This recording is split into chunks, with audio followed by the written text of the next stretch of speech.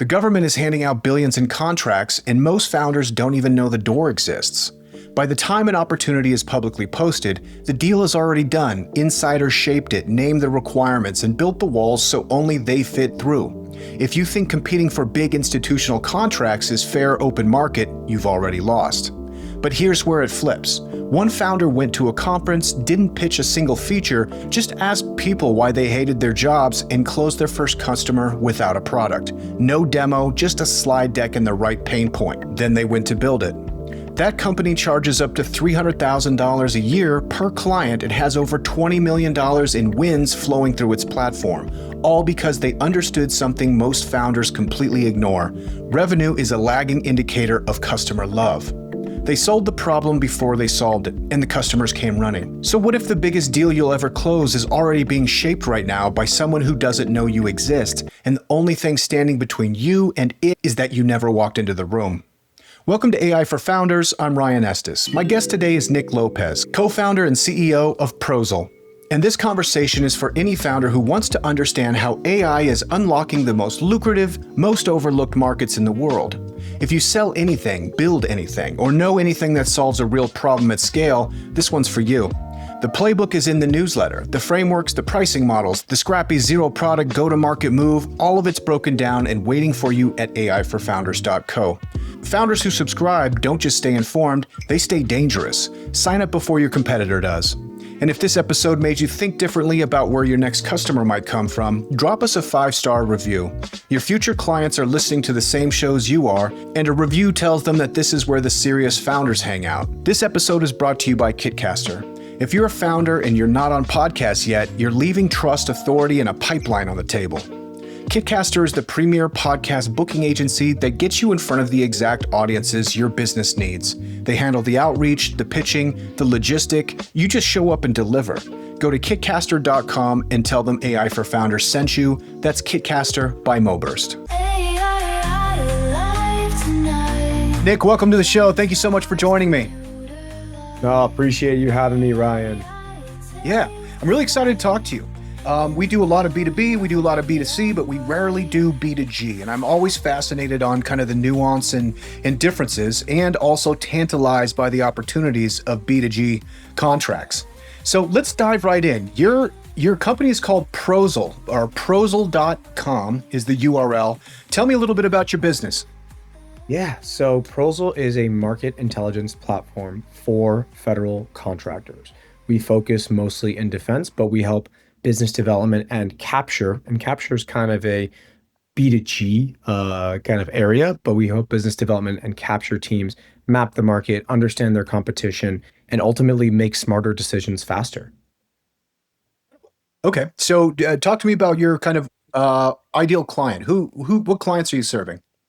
So typically we're serving the middle market, so anywhere from 100 million in annual awards up to about 4 billion in annual awards. And our core client has a couple business development teams. Each of those teams is responsible for a certain customer or a capability is what they call it. And typically our customers are defense focused. They're dealing with paper cuts, thousands of paper cuts, data everywhere. And we essentially help them make decisions off that data, spend less time behind a computer screen and more time talking to customers and partners. And we can get into that because that is really the bread and butter of B2G is relationships. Yeah.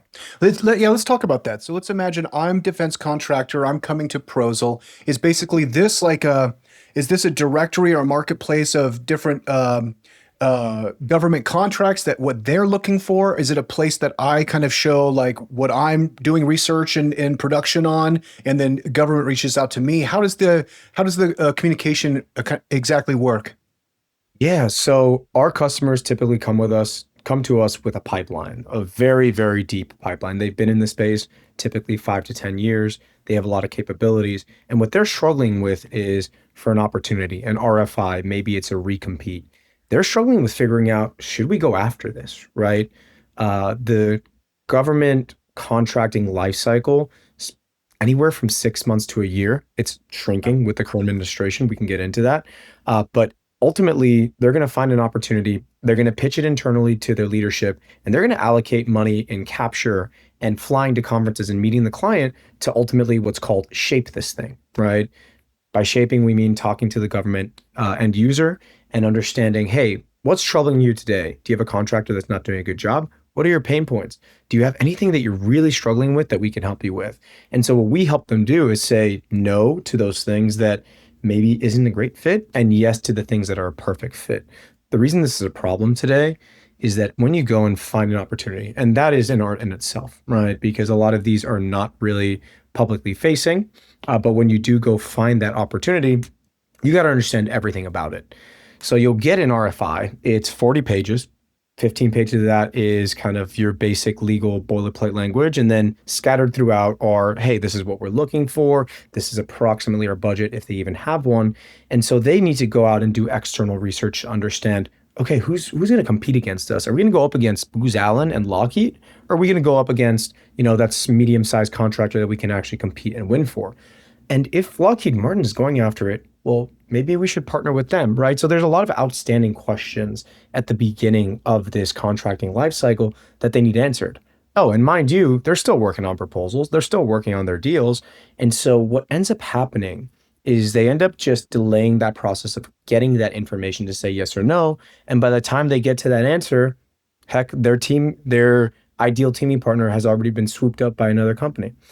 So essentially what we help them do is at that moment, based on their company, their capabilities, they get all the requisite information to make a decision. Who are the competitors? Who's the incumbent? Is there an implied incumbent? What's the contract lineage? Is this a merger of two existing contracts, or is this truly a new requirement? Oh, and by the way, who should I talk to, right? Who should I reach out to start socializing this thing at the government end user? So what we do is we take all that information across a multitude of different databases and give it to them just in time, synthesized in a way that they can turn into a deck, present to their leadership, and get the ball rolling, ultimately increasing that pipeline velocity. Got it. So this is saving them massive amounts of time. And telling them things they didn't even realize, right? So they'll see a list of names that we provide as a call plan. They'll be like, wait a second, I recognize that guy. I served with him, 10 years ago in the Army. I didn't realize he was working for that agency now. I should reach out to him. So really that aha moment of knowing the known unknowns, right? Knowing that there is more analysis out there that maybe you don't have to bring in 3 subject matter experts into a meeting off of a contract they're on. Rather, you can get that intel really early on. Love it. Cool. That makes a lot of sense. So the government releases an RFI, which is a request for Information. request for information about a project they want to work on. And then there's a bidding process. So on one side, they're like, okay, we want to go after this, but securing that bid takes 6 months to a year. So massive amounts of time. At least, right? And sometimes it'll go from a source of sought to an RFI to an RFP. And that time cycle can be up to 2 years from that original RFI, depending on things like budget, funding, and a bunch of other factors. But here's the key is that not everything comes out as an RFI. And so the really, really, really sophisticated players are it's good account management, right? It's the same thing in B2B sales is know your customer, know their pain points, and stay top of mind and help them out. Become that external resource. And so what we'll see a lot of times is the more sophisticated contractors are not looking for the RFI because by the time the RFI comes out, they think it's too late, which sometimes it is. What that means is that someone else was plugged in deeper with a customer. They understood the pain points and they said, hey, customer, you should put out an RFI for this thing. And we're definitely going to respond to it. So they're almost like creating these opportunities. So much so to the point when an RFP comes out, if you didn't know about it a year prior, you're not going after it because someone else is pulling the strings in the back end. Yeah. It's kind of the good old boy network. It's like deals are done on the golf course. 100%. And I will say this is shifting now in the current administrative landscape. Pete Hegseth has gone towards more of a rapid prototyping model, which is how we operate agile methodology in the corporate world. And so they're moving towards other contracting mechanisms like OTAs, which is an other transactional agreement, which doesn't require, and I don't want to get too deep into the acronyms, but The Federal Acquisition Regulation, the FAR, is the rule book to say if you want to buy something above 250K, you need to go through this process. Well, now they're leveraging these other vehicles like OTAs and requests for prototype proposals and basically asking for turnarounds in 30 days. Now, that's affecting our customers significantly because most of the time, they're not hearing about it a year in advance. They're hearing about it when it drops. And so now they got to compress this whole business development life cycle from what used to be 6 months to a year to 30 days. I got to make a decision the day it comes out as to, are we competitive? What's the price to win? Should we team? Do we have the capabilities? Do we have the personnel? And so that's where we're really trending in the government in general is they're opening up more doors for commercial companies to go in and compete for these things without having that good old boy network. Interesting. Okay. So we're talking about billions of dollars in contracts. You're working all the way $100 million contracts on up. So the investment in time in building these relationships is crucial, but knowing where to spend that time is also important. So what Prosal does is comes in, it's going to have maybe a pipeline of deals that are emerging from different places, and it's going to give you different entry points to begin that relationship. So would that be to say that it'd be like, hey, actually, this is Hegseth's cousin, and he works in your town. Maybe you should reach out to them and build a relationship with them, see where it goes. 100% and always tied to data, right? Like here's a perfect example that I love to bring up on leading indicators, right? So the Army is going through a barracks modernization process. The reason they're going through a barracks modernization process is that someone at some journalist came in, went and inspected the barracks and did a whole piece about how our troops are living in squalor, rats, beds that don't work. And so the Army got that and said, oh my God, we got to do a whole barracks revitalization. And so those that were really astute and paying attention saw that article and said, they're going to do something about this. Now, the Army is a very, very big organization. It's not just, hey, let's just go talk to the head of the Army. You're probably not going to get time with him. What the actual approach there is to understand what sub office is funding this, what office is contracting this, and then putting all those stakeholders together in your mind, getting them all aligned that your solution is the right solution. Fascinating. Okay. This is really interesting because, there was some statistic that said, I think 60% of senators never check email. Never. So, largely we're talking to people that are kind of cutting edge of technology and like our relationships and database largely are growing asynchronous, which is why I like the podcast so much because it gives you an opportunity to have conversations with interesting people like Nick Lopez.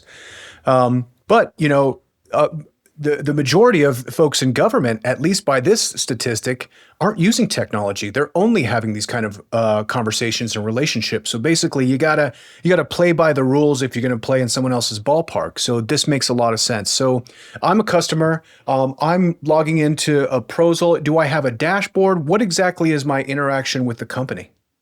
Yeah, so we make sure to start off by populating those things that you do know, right? Those things that are in your pipeline that have been sitting for quite some time because you're working other things. You're working writing proposals, you're working networking. So maybe those 10 opportunities that you found a month ago, you haven't had time to qualify them, right? So we ingest that and we qualify every single one of those opportunities. And by qualify, I mean bring in all the requisite information for you to make a decision. What are they asking for? Who are you going up against? And do you have the past performance to do this? Past performance is very interesting in this space. It's almost like that whole adage about getting your first job, you need experience, but in order to get experience, you need your first job. It's kind of like that in that you need performance on contracts with that customer in order to write a very strong proposal. So we'll bring that in from across the organization as well, from those publicly available records, and help you understand, do we have the past performance? Do we have the capabilities? Do we have the relationship? And so you essentially get an output of almost like a brief on that opportunity to understand, hey, I can make a decision right now, yes or no. Now, from that, we also just deployed our Corvus competitive intelligence module.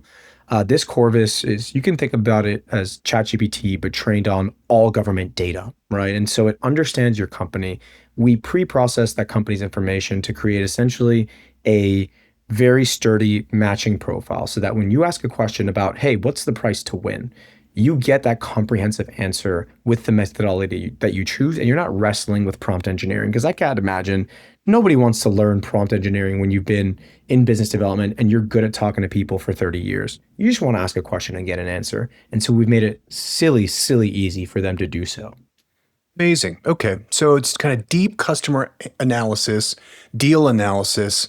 Um, you can be like, actually, I have 2 degrees of separation with that person. That seems like a good entry point. Plus, I'm not going up against Lockheed, who already, goes to their daughter's quinceañera or whatever. It's like, okay, some of these deals you can kind of see how they shake out, but other ones you're like, no, we got this one, and that's obviously where you want to invest your time and resources is going after the thing that you're shirt up, or you have better, higher percentage to make that shot.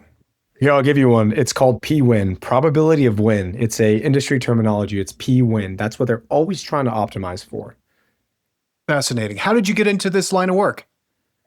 That's a great question. So I studied engineering at Georgia Tech, went off. I wanted to become a mechanical engineer. So my first job out of college was actually at Lockheed. I worked on a couple of really cool programs and basically saw this kind of gap in the market, which is the technical folks that are really good at building these tools and doing this analysis are on the programmatic side. So once the deal is won, they hand it off to the engineers and there's no communication back and forth.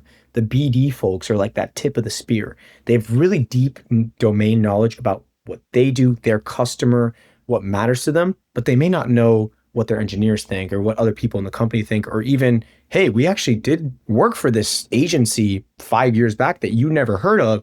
And so we essentially make it really easy for those two things to merge, right? That technical expertise in the hands of the BD folks.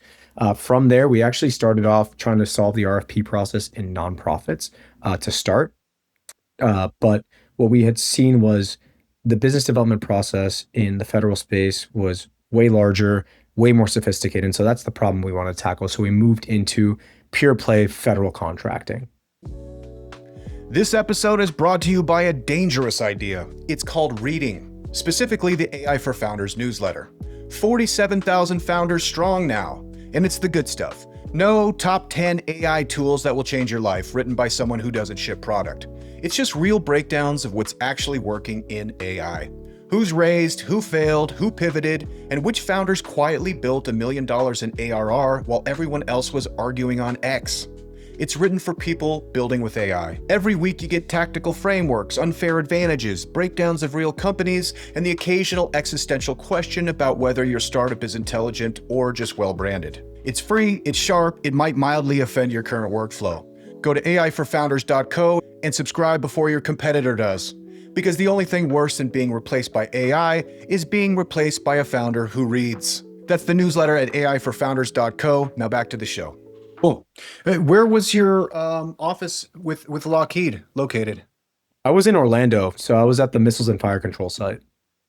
Cool. Yeah, I'm just south of Denver in the foothills, kind of, if you know Red Rocks, I'm just probably 10 miles south of there in the foothills. And there's Lockheed is right down the road a little bit, with the big, amazing warehouses with no windows on them. Do you have a technique? I really want to go tour it, but I don't know how to get past the guys with machine guns. How can I secure a tour of that Lockheed facility? Well, it's all relationships based, right? So meet someone at the bar that'll give you that tour. No, but you can typically go up to them and ask, "Hey, I'd love to see the facility. I'm interested in potentially working here. Can you give me a declassified tour?" They may say yes, or they may say, "No, we're not doing No, that." sir, please turn around immediately. Like, all right, can I name drop? Can I be like, Nick Lopez said it was cool? Hey, if that works, then kudos to you. Go right ahead. I don't think they'll recognize my name at the Denver site though. Amazing. Okay, so Prosal, what's the business model? How are you guys getting paid? Yeah, so we are software, just a SaaS subscription. And we do basically customized pricing based on the needs. One of our biggest theories about like the future of software and AI is that customization and configuration is everything. So we take our time to truly understand that customer and make sure that we're not just giving them the keys and driving, right? We're not just giving them some software they're never going to log into. We work with them on a weekly basis to understand how we plug into their existing systems. And hell, if they don't want a platform, we'll abstract that away, right? If they just want an answer and they want us to build into their Slack and use Prosal as the backend, happy to do so. But we are essentially a software subscription model built annually. Amazing. And then are you charging by seat? Do you have kind of an ABC package? Kind of what's the pricing look like? Yeah, so it typically depends on the functionality that they want. Some folks come in and they say, I don't need the opportunity discovery. I don't need conference intelligence. All I need is price to win. So we'll understand, how many people in your organization are doing this work, and then we'll put together a custom pricing package based on the individual number of users, and then on average, the amount of requests they're doing on a monthly basis. The one thing that we haven't done yet, and we're still kind of deciding whether or not we want to do, is token-based pricing. What we've learned is that a lot of our clients really like balance sheet stability. So they like to see, hey, this is the price. I know that this is predictable. And so we essentially don't charge by tokens or overages yet. We have yet to have overages on usage. So maybe in the future if we get to that point, but hopefully not. Cool. Yeah, totally. What's kind of average subscription price for an average customer on a monthly Yeah, basis? so it really depends. It's anywhere between 70 to 300 K annually. Okay. 70 to 300K annually, and that's quite a range. Is that because just the size of each organization? Yeah, and also the structure of the organizations. Like some folks want a deeper integration into their existing software. Other folks are a little bit more tech forward and they say, hey, our people know how to use this thing. We don't need the training. We don't need the onboarding. All we need is access to the tool. And it also depends on the size of the organization. So there's a very big gap from a contractor that's doing 20 million a year to the contractor that's doing 4.3 billion a year. Yeah, totally. How many customers do you have? So right now we have about, gotta say, like 150 to 200 users across a sizable amount of companies. I'm not at liberty to say that, just because we do have some NDAs in place. But we'll just say a fair amount. Yeah. So we're talking substantial revenue here for your company.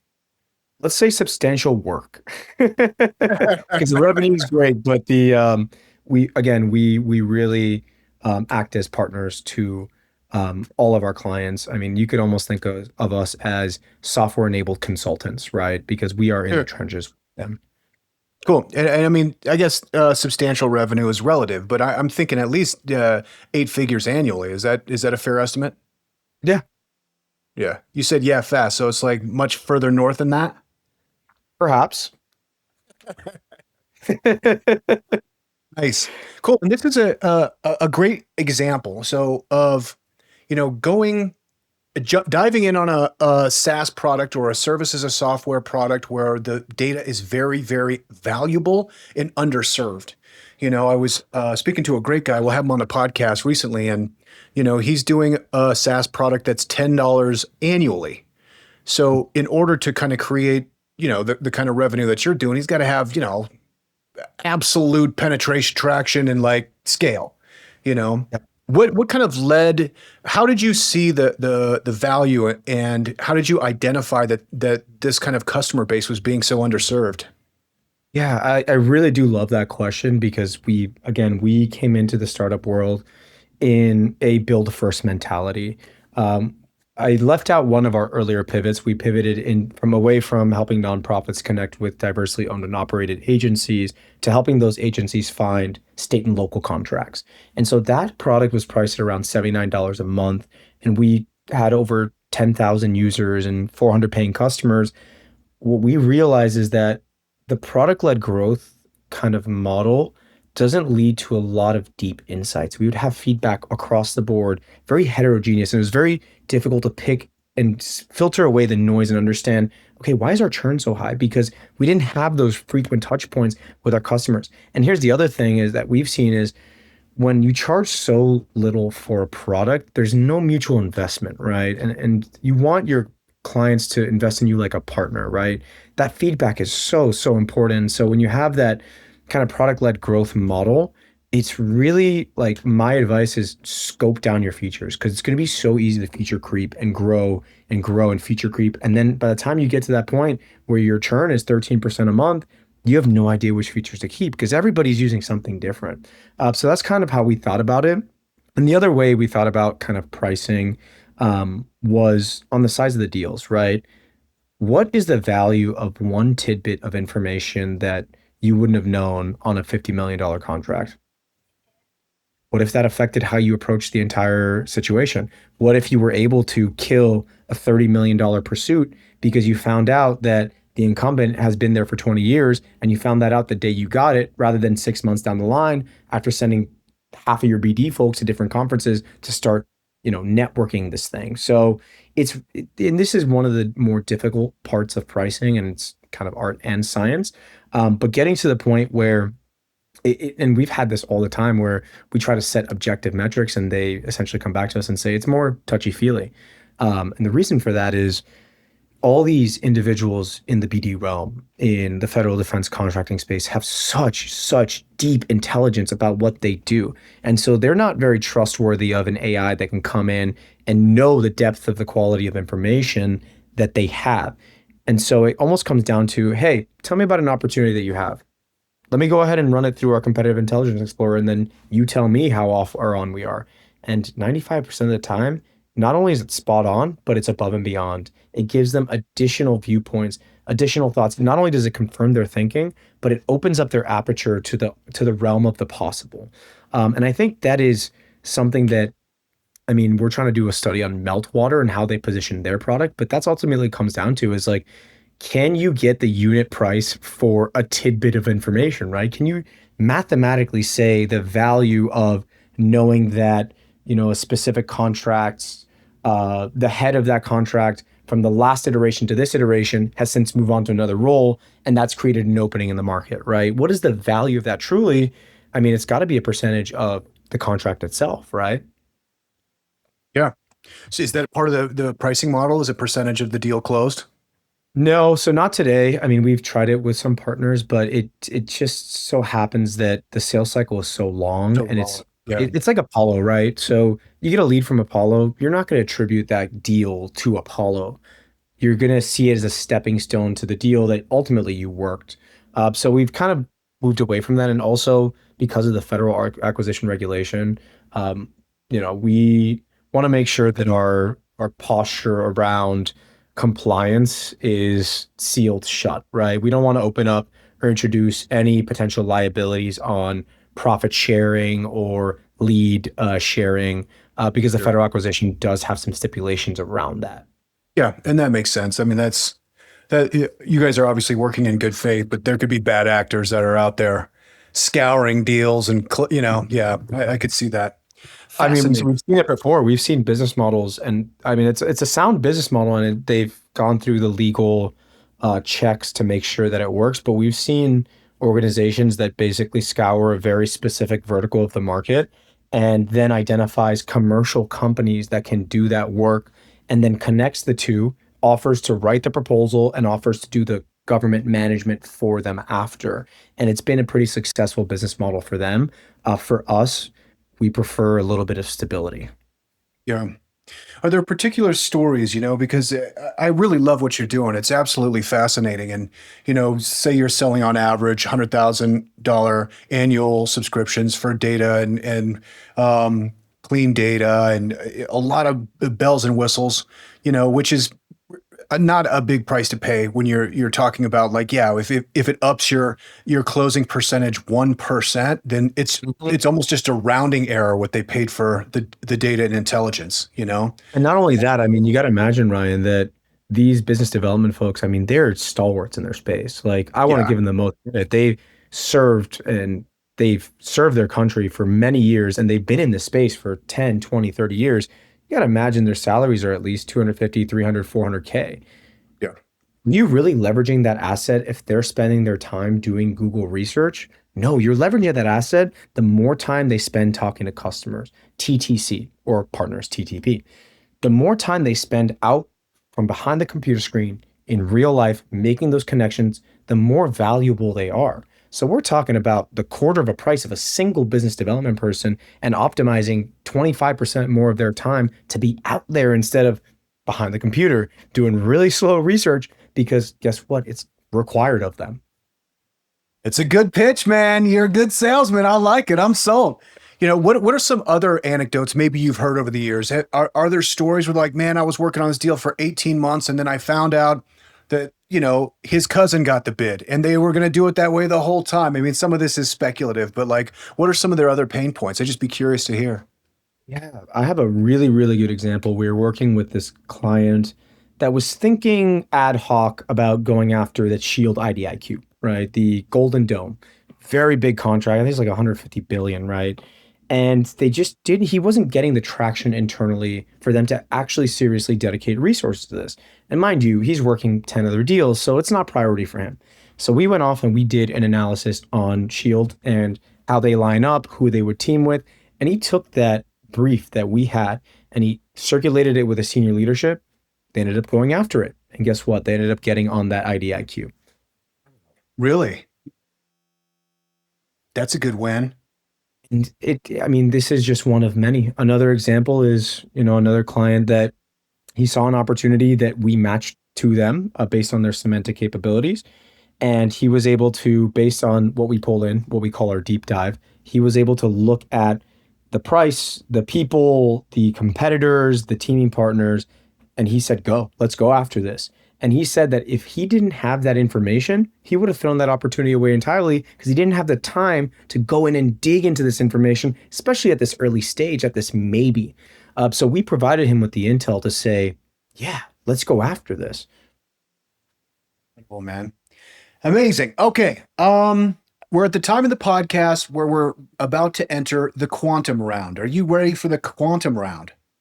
Hey, I'm ready, man. I'm ready. I'm like two electrons communicating at a distance right now. Nice. Okay. So the listeners of this podcast love ideas, and you had a very good one that seems like it's paying great dividends.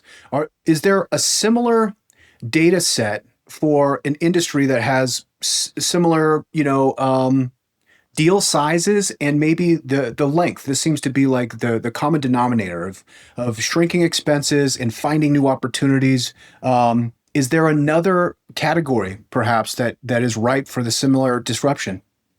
100%. And I would say, just dialing back on that, an idea is great. The execution is what matters, right? And so I think the time to an MVP and a demonstratable prototype has shrunk exponentially. So my advice would be great idea, but does it work, right? And you can validate that in any number of ways today. You can make 200 cold calls and pitch the thing without even building it and seeing what that traction is before you write a line of code. So that's what I would say is like, yeah, you have an idea, take all 10 of your ideas from the week and like a scientist, test every single one to see which one gets the best reaction. I would say, I mean, this exact market exists outside of the United States, right? All other countries are buying things and they're putting them publicly. In South America, it's licitaciones. So I think that, it is really the ingestion of those large data sets and understanding the user journey so deeply that you know what to do with it. I don't have any specific examples. I would say healthcare is probably a fairly good one just because it's so slow moving and there's a lot of compliance around that, but I'm not sure how much of that data is publicly available. Yeah. How did you validate, and or how'd you get your first customer? That's my favorite question of all time. So as we were going through and evaluating this pivot, we went through to a conference, right? And we take this in a very scientific method and we say, okay, let's run a copy test at this conference. And we literally wore shirts that said RFPs suck. And so just by nature of these shirts, people would come up to us and say, yeah, they do. Yeah, they do. And we say, why do they suck? And then we would start jotting down what they said and finding the overlaps. Turns out one of those same people were like, hey, yeah, like we're struggling with identifying all this information about every opportunity really early. And we said, sure, we can do that. And so we pitched them. They said, this is interesting, but I don't know anything about it. You haven't shown me your product. We showed them a slide deck where we in the back end really did all this work manually.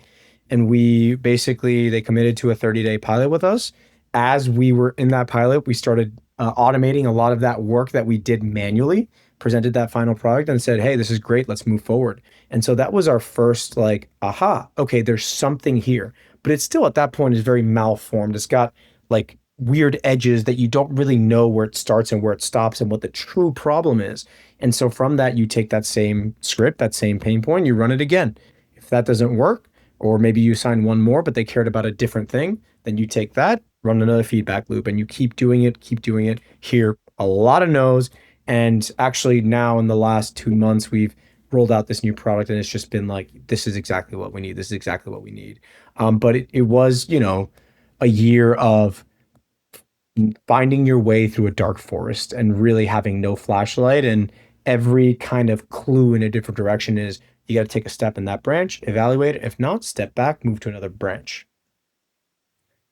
Does that answer Right your on. question? I'm going to get deeper into that because that's one of my favorite kind of antithetical startup methodologies because most people think build the product and then everybody will come. No, no, no, no. The biggest thing for us is copy. How you talk about your product is the magic words that helps people understand whether or not it's going to help them in their day-to-day lives. Well, I tell you what, man, I love that story. You're my hero. So you didn't have the product. You go to the conference and you close the first deal at the conference for a 30-day. Do you remember how much you charged for that 30-day beginning? I think it was like 3K or something. It was nominal, but really the idea is to get the buy-in, right? Because they can talk, and this is the biggest thing that I see with early founders is people will gas you up. They'll say this is the greatest thing since sliced bread. I love this. I want it. But then when it comes time to pay for it, they'll ask for discounts or they'll say, it's not really a good time.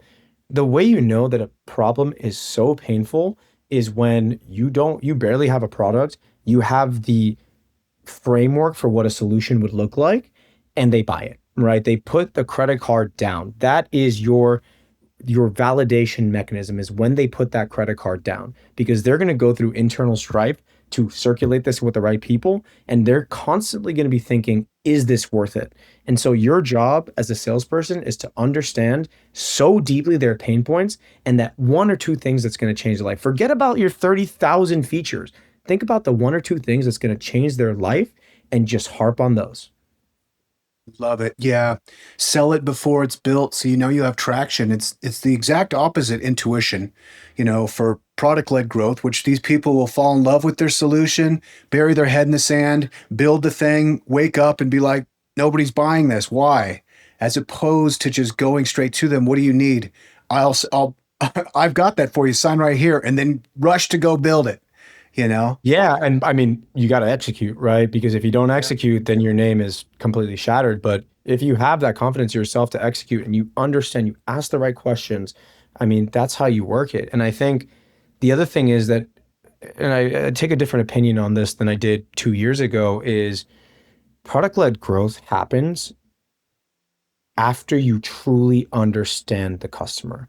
Like it is a byproduct, not an intent, right? And so like going out and building is great, but you're basically showing them, a roll of like 30 or 40 different food items and they're going to probably pick 10, but really there's only one of them that they really care about.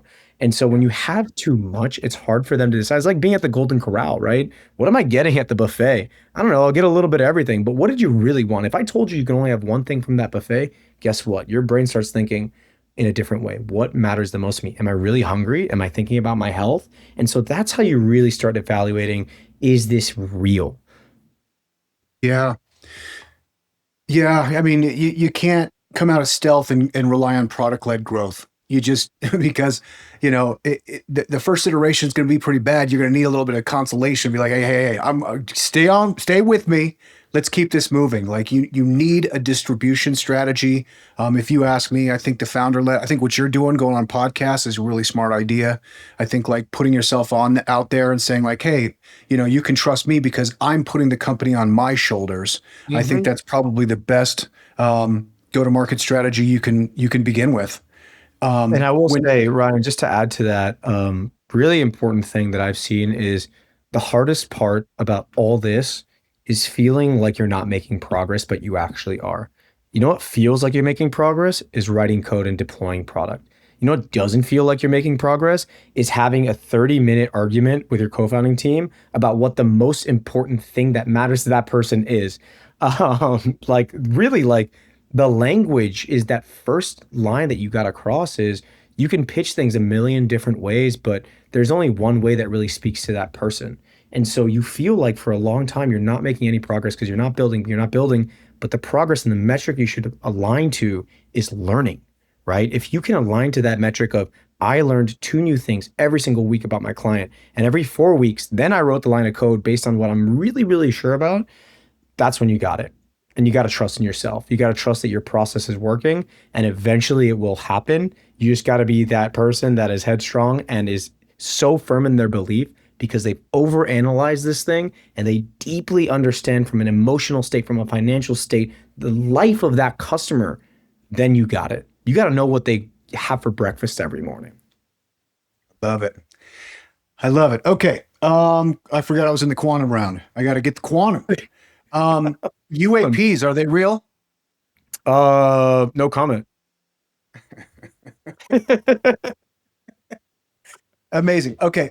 If I want to get into R&D on the future of defense, Yes. I'm looking at where we are right now and where the puck's going. Looks to be robots, AI attached to things with atoms, Mhm. um, drones, lasers, audio defense mechanisms. Cyber is Where cyber is very important right now. talk to me about like what are what's demand like as far as defense goes? It's across the board. There's a lot of demand across the board from what you think about as traditional defense. So developing systems, really big right now is attritability. So you're not going to build a $20 million missile that can be taken out by a $10 drone that someone 3D printed in their basement, right? And so the on the in terms of the kinetic warfare side of the house, it's really one, how can we make sure that our supply chain is not a risk? Can we make sure that we get in a contested logistics environment the ammunition, the food, the support that we need to the warfighter as quickly as possible? But then there's also, this whole realm of outside of defense, training government employees to use AI, right? Like government spends a lot of money on training and they don't know, right? And so I think the easiest for anybody to jump in, especially if you're an expert in a specific type of training, is in that training environment. Outside of that, I mean, we're moving towards unmanned submersibles, USVs, so completely unmanned submarines. We're moving towards UUVs. We're moving towards really everything unmanned, but also in the cyber realm. So cyber attacks, well coordinated cultural attacks, right? There's a lot of defense building in that infrastructure layer, especially as it comes to AI, because AI is so new. We don't really have like a super uh, robust security posture around deployment and usage of AI. Obviously, there's a lot of moral issues at play here. Like, should we give, unmanned fighter jets full autonomy? Debate is out on that front. But I mean, just look at kind of how the government is going, right? They really want the innovation of the United States at the forefront. They really want to see these non-traditional defense contractors, what they call them, non-traditional defense contractors, to get more companies involved and kind of break the monopoly of the bigs who will charge exorbitant amounts for a 10-year development lifecycle. No, they want it. They want a request for prototype proposal in 30 days. Give me a prototype of the newest USV. So that's kind of where we're trending. And I think that, and this will be kind of my theory for the next 3 or so years. I see a disintermediation of big prime, and I think they know that, and they're starting to become more agile in their approach to teaming, really being that kind of front line with the relationships, and then beneath them as subcontractors are all these individual specialized niche companies that can do the specialized quick rapid iteration work. Outside of that, there's also a lot of manufacturing revitalization happening. They want to bring a lot of the manufacturing into the United States. And then you have a lot of kind of adjacent areas. So chip manufacturing, raw materials, like there's a lot happening in all facets. And it's really hard to say because the government is so large, but we can zoom in on a particular agency or a particular branch of the military and understand what their individual needs are. Yeah. It's interesting. I think there is legislation about autonomous vehicles actually being able to like, fire on targets and things like that. Um, but it's probably written in pencil, you know. What are some of the non-traditional defense capabilities that you're seeing that maybe we haven't heard about? Yeah, so I would say a lot in kind of the what we call commercial off-the-shelf components. COTS is what the government calls it. Um, let's say 10 years ago, if the VA needed a new CRM, they would typically work with a large defense contractor who knows and understands the government space, understands all the intricacies of security, and they would build a homegrown CRM. Now you'll see Salesforce just won a huge contract with the government to go and deploy their CRM across the government. And so those are kind of like some examples of, I mean, even learning management systems, right?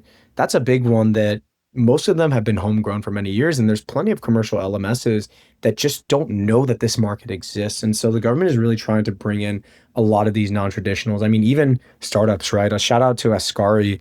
They were another startup in that worked with us out in Chattanooga through Brickyard VC.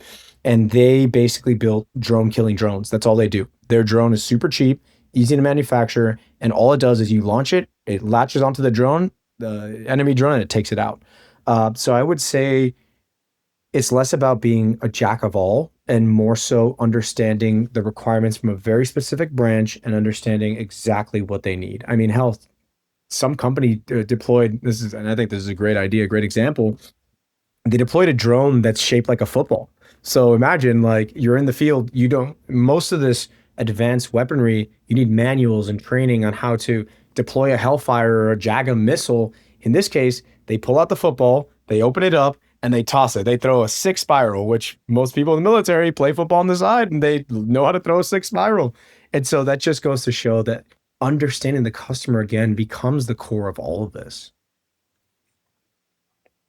Dude, worst interception ever. You're like, no, I got it. Oh, oh wow. Amazing. Okay. One thing I picked up from talking to you is that words are really important and you're very specific about it. I would just be interested in how you chose the first words on your website. Move fast, shape more, win bids. I love that. It's constant iteration, right? We want to essentially speak in the language of our customer. Shaping is a terminology that is not necessarily as well socialized in the commercial space, but shaping is this idea of I know the Army is looking for a new unmanned submersible in the next 2 years. Okay, how do they talk about it? Do they say tradability? Do they say interoperability? Does it align with the zero trust mandates? And so what we essentially did was we understood based on our conversations with our client the terminology and what they care about. They know that if you just say, hey, win more opportunities, they're going to write you off. They're going to say, okay, everybody's promised that and more. But if you say, hey, help us shape an opportunity, well, that's more feasible because I'm already doing that. You're just helping me accomplish that. So really, like you'll see, our site is catered towards our customer. If you're not in our customer space, it's not going to resonate with you. And that's kind of the point. Yeah, I love that. So shaping is one, it's industry jargon. They know exactly what that is. And it's also speaking to like you can help them customize to their reader, which ultimately is the end goal that they're looking for. And then their speed, right? And the speed comes out as a result of how our government acquisition process is changing. Everybody's really aware that the traditional and what's called Shipley methodology, which is a great framework for long-term captures, but it starts to break down when you only have 30 days to find an opportunity, shape it, understand if you should go after it, and put together a proposal. Yeah. Nice, man. Can I ask you a personal question? Please do, by all means. Yeah. Defense could be seen as a controversial industry. Now, we don't live in a perfect world, and I'm very grateful that we have the defense in place that we do have. But it could create kind of maybe an ethical quandary with some people. Have you ever had any kind of ethical quandaries about your work? For sure. I mean, back when I was working at Lockheed, you always think about like, hey, I'm developing this really cool tech. What is it going to be used for? I think at that point, what you do is really hope that and we have elections, we hope that we as a society, and this is the beauty of the United States, is anybody can get elected, right? And so we hope that all of the people in our society are voting for the people that are going to be using this in the right way. So yes, it definitely comes up.